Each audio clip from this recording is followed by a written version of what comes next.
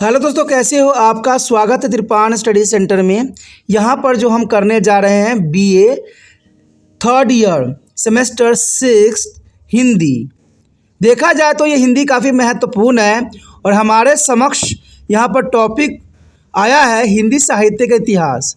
इसके अंतर्गत हम उपन्यास, कहानी, नाटक, आत्मकथा, जीवनी और रेखा चित्र के विषय में हम विस्तारपूर्वक चर्चा करेंगे और जानेंगे हर एक पहलू।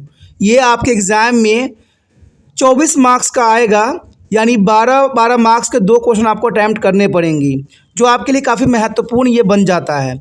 इसलिए इस उपन्यास हो, कहानी हो, नाटक हो, आत्मकथा हो, जीवनी हो, रेखा चित्र हो, इसको जो है आपको अच्छे समझना है और आगे बढ़ना है। और देखा जाए हमारा यहाँ पर टॉपिक आया है, वो क्या है?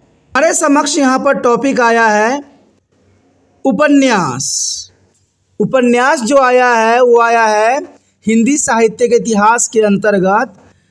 देखा जाए अगर हम बात करें उपन्यास के उद्भव और विकास का, तो ये काफ़ी महत्वपूर्ण रहेगा।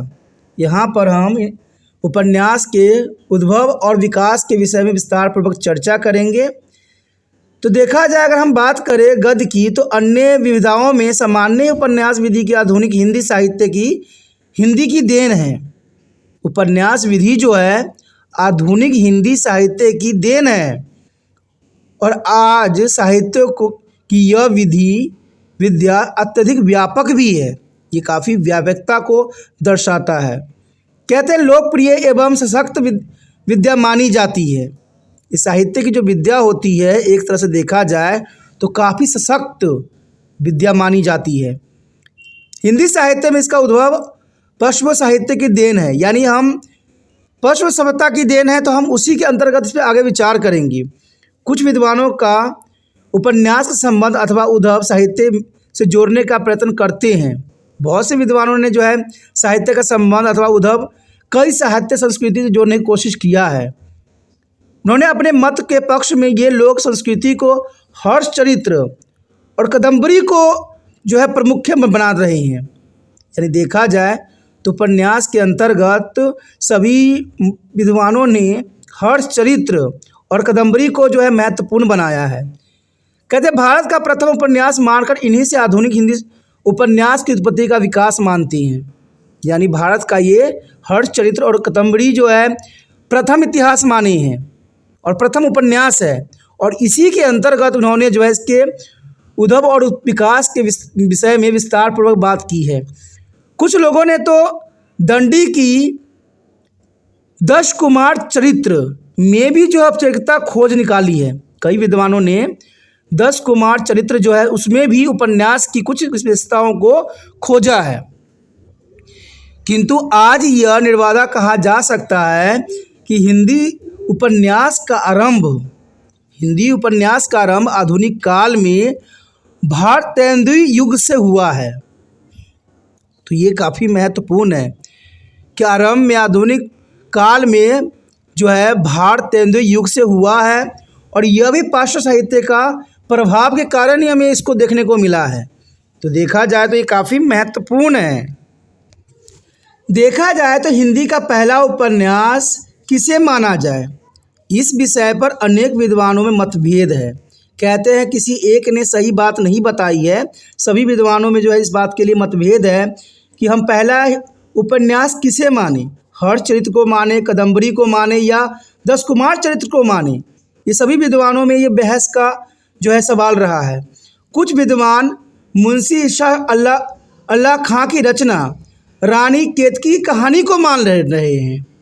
देखा जाए तो कुछ विद्वान जो है मुंशी शाह अल्लाह खां की रचना रानी केतकी की कहानी को जो है उपन्यास मानते हैं और इसी को हिंदी का प्रथम उपन्यास कहते हैं। तो कुछ विद्वान सदाराम फिलेरी के द्वारा सन 1871 से 76 में रचे गए भाग्यवती को मानते हैं। तो यहाँ पर देखा जाए तो सबके अपने अपने मत है।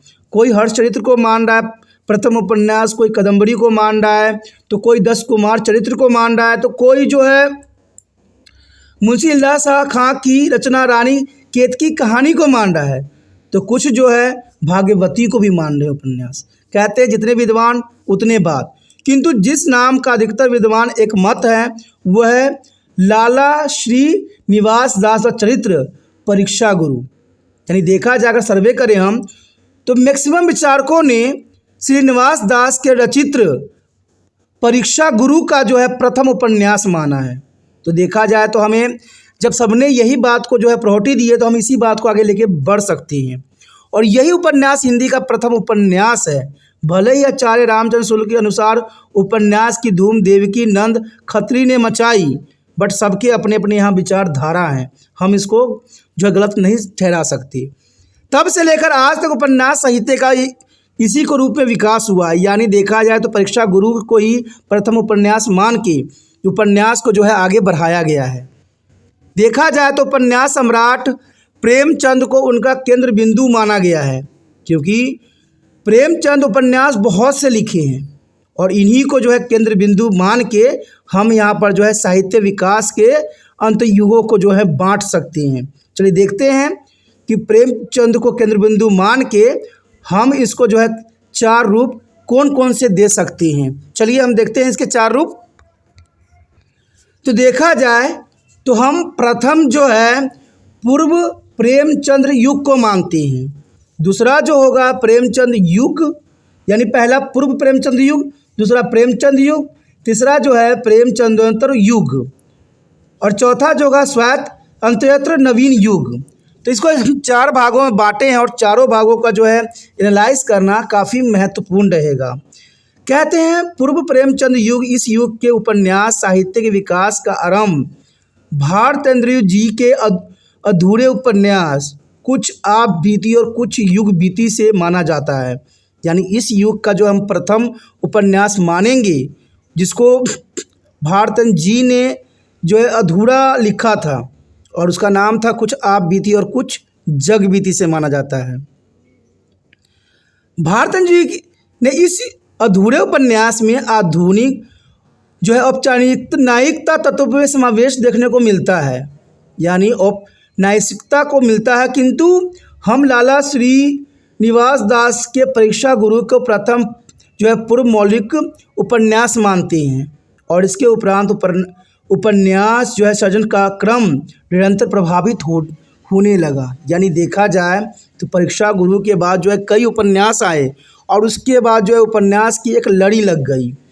इस युग में देखा जाए तो सामाजिक, पौराणिक, ऐतिहासिक, प्रेम प्रधान, जासूसी, तिलस्मी, डायरी सभी तरह के उपन्यास लिखे गए और कुछ उपन्यास पत्र पत्रिकाओं में भी प्रकाशित हुए। और इस युग के उपन्यास में तो सामान्य सतर के थे, किंतु ये इतनी अधिक संख्या में लिखे गए कि मानो उपन्यास की एक बाढ़ सी आ गई। तो ये काफ़ी महत्वपूर्ण बात आती है। देखा जाए तो कोई चीज़ की जब लड़ी लगती है तो लड़ी लगने लग जाती है। तो इस समय जो है काफ़ी उपन्यास हमें देखने को मिला, यानी पूर्व प्रेमचंद्र युग के समय काल में हमें बहुत से उपन्यास देखने को मिले। उसके पश्चात आता है, कहते हैं परीक्षा गुरु के बाद ठाकुर जगमोहन सिंह का श्यामा सपन।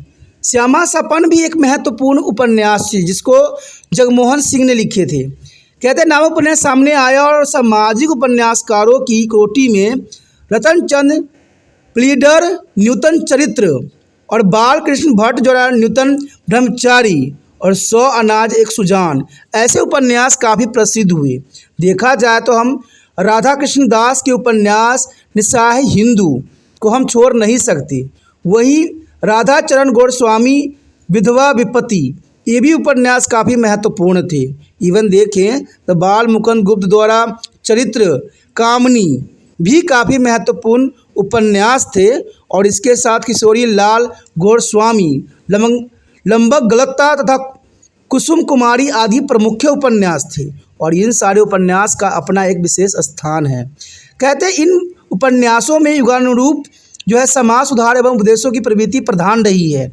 यानी समाज सुधार और उपदेश देने की बात सभी उपन्यास में हमें बेखूबी देखने को मिलता है। और इस उपन्यास का जो कि पूर्व प्रेमचंद युग के समय काल के थी, इसमें समाज सुधार के ऊपर बहुत जोर दिया गया था और इसमें उपदेश दी गई थी मानव वृत्तियों की।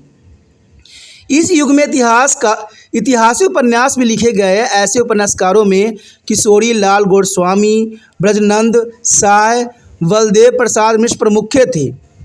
और इन उपन्यासकारों में कथहुल की वृत्ति को कायम रखते हुए रोमांस का भी चित्रण भी हमें देखने को मिलता है, किंतु ऐतिहासिकता निर्माण पूर्ण रूप से न कर सके और ऐसे उपन्यास ऐतिहासिक रोमांस बनकर ही रह गए।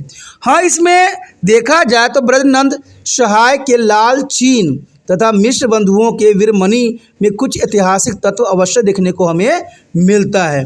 तो देखा जाए तो ये उपन्यास जो प्रथम थी पूर्व प्रेमचंद युग के काफ़ी महत्वपूर्ण थे। चलिए देखते हैं प्रेमचंद युग के उपन्यास किस प्रकार के थे। देखा जाए तो प्रेमचंद्र युग कहते हैं ये बहुत ही महत्वपूर्ण समय काल था, जिसमें मुंशी प्रेमचंद के हिंदी उपन्यास क्षेत्र में जो है पदार्पण से होता है। हिंदी उपन्यास की काया ही पलट गई, यानी देखा जाए तो मुंशी प्रेमचंद के समय काल को ये दर्शाया गया है और मुंशी प्रेमचंद ने उपन्यास की काया ही पलट के रख दी और सही रूप से इन्हें हिंदी उपन्यास का प्रवक्ता मानना चाहिए, क्योंकि मुंशी प्रेमचंद जी ने बहुत ही काफ़ी महत्वपूर्ण अपनी जो है उपन्यास इस समय काल में लिखी थी। उन्होंने हिंदी उपन्यास के तिलस्मी और जासूसी उपन्यास के जाल से छुटकारा दिला दिया, क्योंकि इससे पहले जो भी उपन्यास लिखी जा रही थी या तो तिलस्मी थी या जासूसी रूप में थी, लेकिन मुंशी प्रेमचंद ने पूरा इतिहास को ही बदल के रख दिया। उन्होंने अपने उपन्यास में आम आदमियों के दुख सुख की कहानी कही और बहुत से जो है देश क्रांति के ऊपर उन्होंने विचारधारा रखा। उन्होंने भारतीय किसान, मजदूर, मध्यवर्गीय और निम्न वर्गीय लोगों के जीवन और उनकी बहुमुखी समस्याओं का अपने उपन्यास में चित्रित किया, जो हर एक मानव के लिए महत्वपूर्ण बन गया। प्रेमचंद से पूर्व ये तो किशोरी लाल गोस्वामी जैसे कुछ उपन्यासकारों में सामाजिक उपन्यास लिखे थे, किंतु उपन्यास कला के अभाव में वे उपन्यास सफल न हो सके। कारण यही था कि ये उपन्यास को एक कला नहीं दे सकी। प्रेमचंद ने अपने उपन्यासों में जीवन के समग्र व्यापक परिवेशों की अभिव्यक्ति प्रदान की, क्योंकि प्रेमचंद ही थे जिन्होंने उपन्यास को एक जीवन दिया। उन्होंने ओढ़े हुए आदर्शों को उतार फेंका और शुरू में उन्होंने आदर्शमुख यथार्थवादी उपन्यास लिखे, जिसका एक अर्थ निकलता था, किंतु गोदान तक पहुँचते पहुँचते वे युद्ध यथार्थवादी बन गए। क्योंकि कहते उपन्यास जब लिखी जाती है तो उस समय काल की दशा महत्वपूर्ण होती है। जैसे आप देख सकते हो कि हर एक उपन्यास का उस समय काल का प्रभाव सबसे अधिक देखने को मिलता है।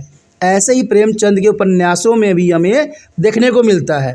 पहले इन्होंने जो है लोगों की भलाई सुख दुख की बात की, बाद में जब भारत में क्रांति की लहर उठी तो उन्होंने क्रांतिवाद उपन्यासों को जो है जगह दिया। तो ये कहते हैं समय का भी बहुत ही महत्वपूर्ण यहाँ पर फेर होती है।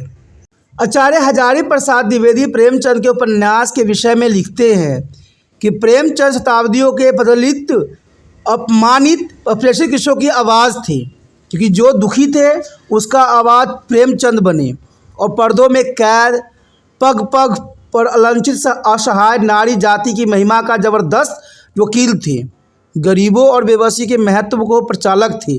तो यहाँ तक देखा जाए तो मुंशी प्रेमचंद के विचार में जो हजारी प्रसाद द्विवेदी जी ने कहा था।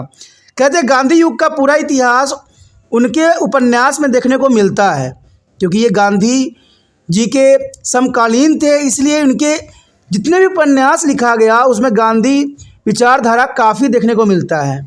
उनके उपन्यास में हमें गांधी युग में चलने वाली विभिन्न आंदोलन की झलक भी देखने को मिलती है और इस दृष्टि से उनके कर्म भूमि जो है विशेष महत्व रखता है। देखा जाए तो कर्म भूमि भी इसी पे ही चित्रित है। कहते प्रेमचंद के उपन्यासों में मानव जीवन का यथार्थ चित्रण मिलता है और मानवता की समग्र करुणा और साथ साथ देश की राजनीतिक और सामाजिक परिस्थिति का भी यथार्थ चित्रण देखने को मिला है। ग्रामीण जीवन के चित्र तो उन्होंने बहुत ही कुशलता और सफलता से चित्रित की है, यानी ग्रामीण जीवन भी जो है मुंशी प्रेमचंद के जो है साहित्य में देखने को मिलता है, जो काफ़ी महत्वपूर्ण बना देता है। प्रेमचंद ने हिंदी साहित्य को जो रत्न प्रदान किए उन पर हिंदी साहित्य गौरव कर सकता है। यानी उन्होंने जितने उपन्यास दिया ये सारे उपन्यास देश की गरिमा को बढ़ाता है। देखा जाए तो उन्होंने लगभग 12 उपन्यास लिखी, जिनके नाम इस प्रकार थे: प्रेमा, वरदान, प्रतिज्ञा, सेवा सदन, प्रेमाश्रम, रंगभूमि निर्मला, कायाकल्प, गबन, कर्मभूमि, गोदान, मंगलसूत्र। मंगलसूत्र इनका अधूरा उपन्यास रह गया, क्योंकि जब ये मंगलसूत्र लिख रहे थे, कहते उनका जीवन का जो है इतना साथ नहीं दे सका। देखें तो प्रेमचंद ने प्रभावित होकर अनेक साहित्य समाज उपन्यास अर्जन की, जिसमें प्रचलित हुए, जिनमें प्रमुख नाम थे शिवभम, वरनाथ शर्मा, कौशिक, जिन्होंने माँ तथा भिखारनी उपन्यास लिखे। जयशंकर प्रसाद भी इस समय काल में थे। उन्होंने कंकाल, तितली और इरावती, जो कि अधूरा उपन्यास रह गई। उसके पश्चात देखें तो आचार्य चतुर्सेन शास्त्री, जिन्होंने परख, हृदय की प्यास और अमर अभिलाषा नामक उपन्यास जो थी काफ़ी महत्वपूर्ण थी। इवन देखें जो जतेंद्र जी ने, जिन्होंने सुनीता, कल्याणी, तपोभूमि उपन्यास लिखे, जो इस समय काल का एक महत्वपूर्ण उपन्यास थे। इस युग में वृंदावन लाल वर्मा ने ऐतिहासिक उपन्यास लिखी। वर्मा जी के ऐतिहासिक उपन्यास परंपरा का जन्मदाता माना जाता है। उन्होंने गढ़कुंडार, विराट की पद्मिनी, जो काफ़ी महत्वपूर्ण उपन्यास है, और झांसी की रानी लक्ष्मी बाई, और मुगलनयनी, मृगनयनी और त्यावान कंचनार, इसके जो है काफ़ी प्रसिद्ध उपन्यास है। और देखा जाए तो इनके समय काल में उपन्यास की एक लड़ी लग गई। यानी देखा जाए तो वृंदावन लाल वर्मा के ऐतिहासिक उपन्यास ने पूरे भारतवर्ष को जो है चकाचौंध कर दिया, जो काफ़ी महत्वपूर्ण था। और ये सब प्रेमचंद युग के समय कालीन में थे। अब देखा जाए तो अगला है प्रेमचंद्र युग। चलिए देखते हैं प्रेमचंद्र युग में किस बातों की तरफ जो है इशारा की गई है। देखा जाए तो उसके पश्चात हमारे समक्ष आता है प्रेमचंद्र युग। ये काफ़ी महत्वपूर्ण काल था और ये प्रेमचंद जी के बाद था, यानी मुंशी प्रेमचंद के बाद का समय को हम प्रेमचंद्र युग कहते हैं। और प्रेमचंद जी के बाद हिंदी साहित्य क्षेत्र में विविध प्रवृत्तियों ने जन्म ले लिया, और ये प्रवृत्तियाँ थी कि फ्रायड्स और मार्क्स के प्रभाव हमें काफ़ी देखने को यहाँ पर मिलता है। फ्रायड से प्रभावित उपन्यासकारों ने मनोवैज्ञानिक, मनोविश्लेषणवादी उपन्यास की रचना की। यानी देखा जाए तो मुंशी प्रेमचंद के उपरांत जो है बहुत से उपन्यास मनोवैज्ञानिक थे, मनोविश्लेषणवादी थे। इस धारा का प्रवर्धन जतेंद्र के परख उपन्यास को माना जाता है, क्योंकि जब जनेंद्र ने परख उपन्यास लिखी, उसी के बाद ये प्रवृत्ति धारा चलती चली गई। उनके सुनीता और त्यागपत्र भी इसी कोटि के उपन्यास माने जा सकते हैं। देखा जाए तो ये काफ़ी महत्वपूर्ण उपन्यास थे। इलाचंद जोशी के उपन्यास में फ्रायड के सिद्धांतों का वर्णन भी मात्र मिलते हैं। फ्रायड के सिद्धांतों का जो है उपन्यासों में भी जिक्र की गई है। और सुबह के भूले और मुक्ति पथ तथा जहाज का पंछी उनके ऐसे ही उपन्यास हैं जो काफ़ी महत्वपूर्ण हैं। इन उपन्यासों में वासना और जो है कुंठा के सिवा किसी सामाजिक पहलू का चित्रण नहीं किया गया। यानी देखा जाए तो इन उपन्यासों में वासना और कुंठा को ही महत्वपूर्ण बताया गया। अगय जी का फ्रायड के प्रभाव के अतिरिक्त D.H. एरलेस तथा T.S. इटियल्स का प्रभाव भी देखने को मिलता है। यानी अगय जी तो जो थे काफ़ी हद तक जो है फ्रायड के प्रभावित तो थे ही थे। इसके अतिरिक्त D.H. एरलेस और T.S. इटियल्स का काफ़ी प्रभाव उन पर देखने को मिला। उनके शेखर एक जीवनी भाग 2 तथा नदी के द्वीप उपन्यास में भी गंभीर शैली में जटिल यौवन प्रवृत्तियों का चित्रण किया गया है। यानी जटिल यौवन जो परिस्थितियाँ आती है उसका जो है अगय जी ने बहुत ही सरलतापूर्वक और बहुत ही महत्वपूर्ण रूपों में चित्रित किया है।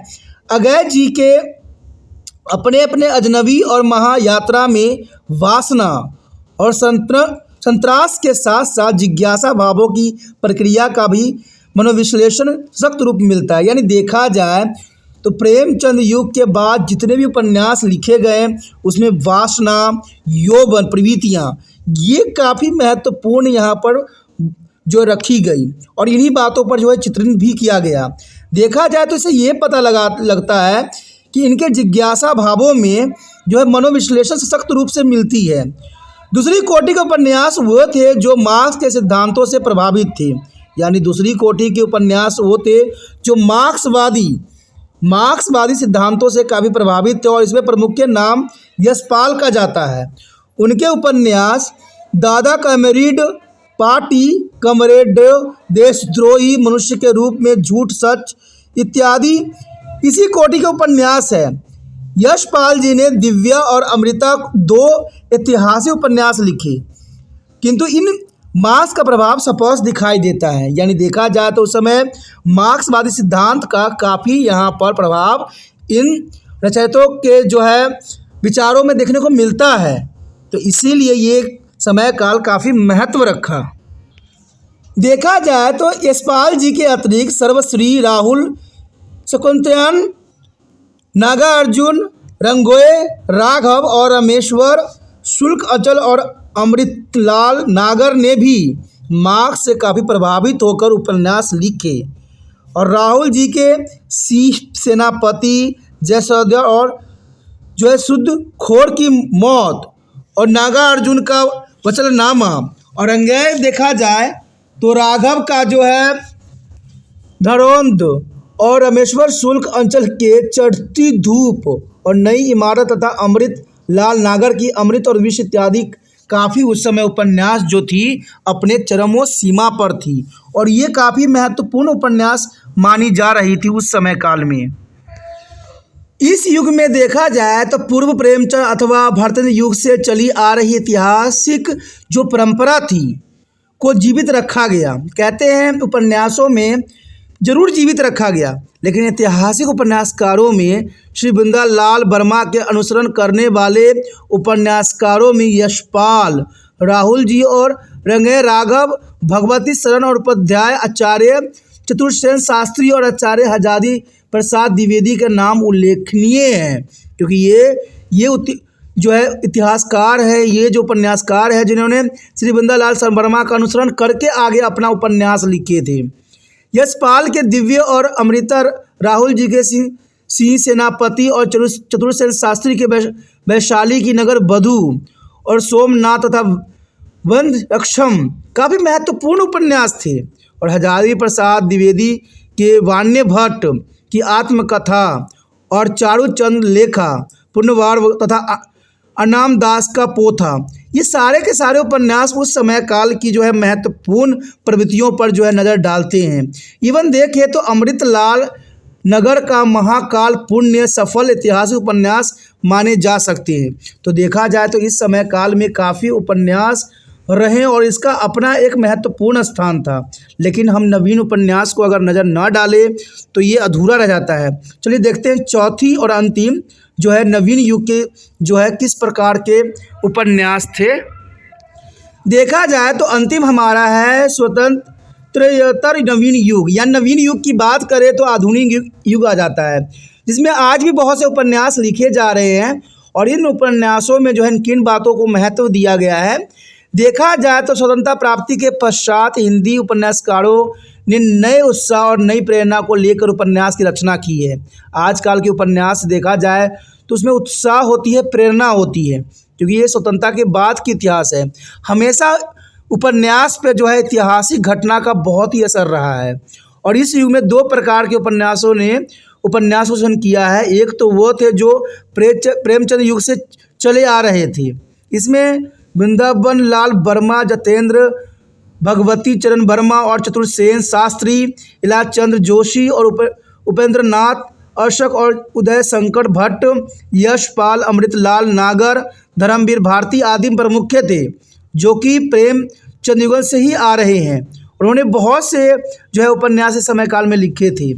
दूसरे जिन्होंने स्वतंत्रता प्राप्ति के पश्चात उपन्यास लिखने शुरू किए थे, जिनमें जो थे मोहन राकेश थे, राजेंद्र यादव थे, मनु भंडारी थी और मनोहर चौहान थे और भैरव प्रसाद गुप्ता थे और गुरुदत्त आदि जो है अनेक नाम हैं जो आज़ादी के बाद जो है उपन्यास लिखे। यानी देखा जाए तो इनके उपन्यास में आज़ादी की बातों पे जो है अनुसरण नहीं की गई थी। इन सब उपन्यासकारों की रचना का वर्णन यहाँ संभव नहीं है, किंतु एक बात तो उल्लेख करना यहाँ पर आवश्यक समझा जाता है कि वह यह है कि हिंदी उपन्यास में भी 6ठे दशक के बाद कविता कहानी की तरफ एक नया मोड़ आया, क्योंकि लोग जो थे उपन्यास को छोड़ के कविताएं कहानियाँ पर जो है जोर देने लग गए और उपन्यास के क्षेत्र में नए नए प्रयोग भी किए गए और नई कविता की तरह नए उपन्यास में यौन विकृतियाँ, संतरांत्रों आदि का जो है खुलकर चित्रण किया गया। यानी देखा जाए तो यौवन विकृतियों को बहुत ही खुलकर इसमें विचारधारा प्रस्तुत किए गए, भोग विलास की बातें भी इसमें रखी गई। इस युग में हिंदी उपन्यास की लोकप्रिय करने में जो है पॉकेट बुक ने भी काफ़ी योगदान दिया। और देखा जाए तो नवीन युग के जो उपन्यासकार है वो कहीं ना कहीं रसीले रूप में अपने आप को देखते हैं। आजकल के उपन्यास जो है अश्लीलता बहुत बड़ी पड़ी रहती है। तो ये तो कहते हैं ना, समय काल का जो है प्रभाव है। जैसा समय होता है उसी तरह से उपन्यास लिखे जाते हैं। लेकिन एक बात तो यहाँ तय है कि उपन्यास के जब मोह भंग हुआ तो लोगों ने कविता कहानी की तरफ जो है अपना रुख किया। दोस्तों, इसी के साथ हमारा ये टॉपिक ख़त्म हो जाता है और अब हमारा भी रुख जो है कहानी की तरफ होगा। यानी अगला टॉपिक जो हमारा रहेगा कहानी। जो आप बने रहे तिरपान स्टडी सेंटर के साथ, हम कहानी में उद्धव और विकास को जो है विस्तार पूर्वक चर्चा करेंगे और हर एक पहलू आपके समक्ष रखेंगे। तो इसके लिए आपको जो है तिरपान स्टडी सेंटर के साथ बने रहना होगा। और इसके लिए जो है आपको शेयर भी करना पड़ेगा, क्योंकि आप तो पता ही होगा कि तिरपान स्टडी सेंटर का रूल ही यही है, शेयर इज़ केयर। और जो बच्चे मुझसे जुड़े हैं ये भावना उनके मन से जाना नहीं चाहिए, क्योंकि शेयर ही केयर की भावना पैदा करता है। इसलिए ज़रूर शेयर कीजिए जिससे दूसरे बच्चे तक भी पहुंच जाए। अगर मैं यहाँ मेहनत कर रहा हूँ तो आपको भी छोटा सा मेहनत अवश्य करना है, अपने व्हाट्सएप एड्रेस पर जरूर लगाना है, जिससे जो भी बच्चे आपके कॉन्टैक्ट में होंगे वो वीडियो देखेंगे और उनको उससे फ़ायदा होगा। और यही तिरपान स्टडी सेंटर का इच्छा है। पहली बार अगर आप मेरे चैनल पे आए हो, पहली बार वीडियो देख रहे हो, समझ में आ रहा है, अच्छा लग रहा है और चाहते हो कि और भी वीडियो आपको इसी प्रकार प्राप्त होता रहे, क्योंकि आपको पता होगा कि तिरपान स्टडी सेंटर 6th क्लास से लेकर MA तक के बच्चों के लिए महत्वपूर्ण चैनल है। तो इसलिए सोचिए नहीं, विचार न कीजिए, अभी तिरपान स्टडी सेंटर सब्सक्राइब करके मोबाइल में सेव कीजिए।